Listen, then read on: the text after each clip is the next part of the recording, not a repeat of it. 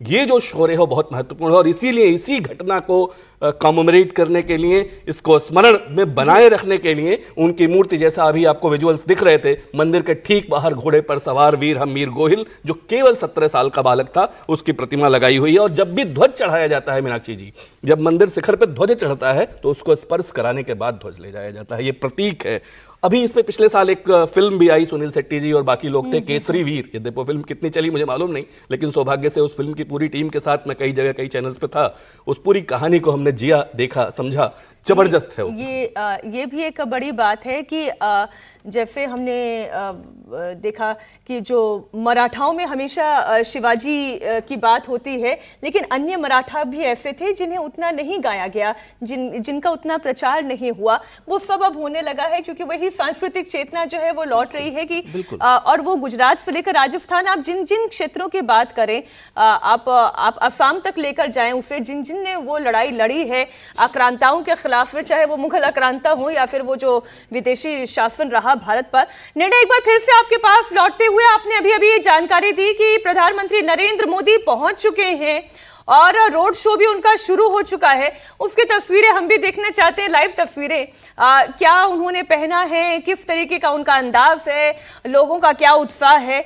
लेकिन जो प्रधानमंत्री नरेंद्र मोदी, अजीत जी अपना लेख लिखते हैं, अभी 8 तारीख को उन्होंने एक लेख लिखा है। उन्होंने लिखा कि सोमनाथ केवल एक मंदिर नहीं, हमारी सभ्यता का अटूट संकल्प है। इसके सामने लहराता विशाल समुद्र अनंत काल की अनुभूति हमें कराता है, वो साहस और वो आत्मबल। प्रधानमंत्री नरेंद्र मोदी, ये तो खैर कहना अब रिपीटिशन ऑफ थॉट हो जाएगा कि वो क्या हैं, क्यों हैं और किस लिए हैं। वो ये बताने के लिए वो हिंदू हैं, हिंदू होने का मतलब क्या है, वो हमेशा से कहते आए हैं और डंके की चोट पर कहते आए हैं। लेकिन अब जिस तरीके से अब अलग अलग राज्यों के नतीजे आ रहे हैं, वहां पर जिस तरीके से हिंदूज का कंसोलिडेशन हो रहा है, अब वो नतीजों में भी रिफ्लेक्ट हो रहा है और वो साल दर साल होता चला जा रहा है। बिल्कुल ठीक बात है। उन्होंने अपने लेख में कई बातें लिखी हैं और बहुत अच्छी बातें लिखी हैं, जो भारत की सांस्कृतिक आध्यात्मिक चेतना की बात है, एक राष्ट्र के नाते भारत की क्या पहचान है, क्या अस्मिता है, उसके बारे में उन्होंने लिखा है। और ये बिल्कुल सही है कि इस मंदिर का जो महत्व है वो सिर्फ एक किसी अन्य मंदिर की तरह का नहीं है। ये हम लोग पहले से चर्चा कर रहे हैं कि किसी एक अन्य मंदिर की तरह आप इसको नहीं देख सकते हैं। अभी आपने भी दिखाया और हम लोग तो बहुत पहले से इस बात को जानते हैं कि स्कंद पुराण में इसका जिक्र आता है और स्वयं भगवान चंद्रमा ने, जो सोम है, चंद्रमा ने अपने श्राप से मुक्ति के लिए यहाँ शिवलिंग की स्थापना की, यहाँ पूजा की, उनको राजा दक्ष के श्राप से। और हाँ, और उसके बाद वो भगवान शिव के माथे पर विराजमान हुए चंद्रमा। तो इसका वो महत्व एक इतना ऐसा धार्मिक महत्व है।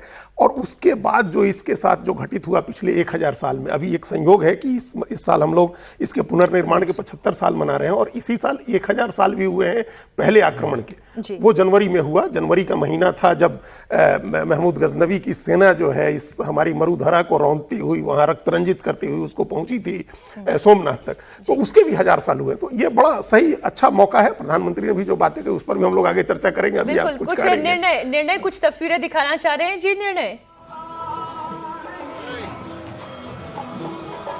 देखिए, मैं आपसे यही बताना चाह रहा था कि आप कुछ देर यहीं पे फोकस किया जाए, क्योंकि अब जिस प्रकार का मूवमेंट हुआ है, प्रधानमंत्री की जो एडवांस पार्टी है वो यहाँ पहुँच चुकी है और प्रधानमंत्री की जो गाड़ियाँ हैं वो किसी भी वक्त अब यहाँ पे मीनाक्षी पहुँचेंगी। ये जो हम आपको रूट दिखा रहे हैं, यहाँ से प्रधानमंत्री अब इस चौक में, ये जो हमीर सिंह गोहिल का पुतला है, इस यहाँ पे वो एंटर होने वाले हैं।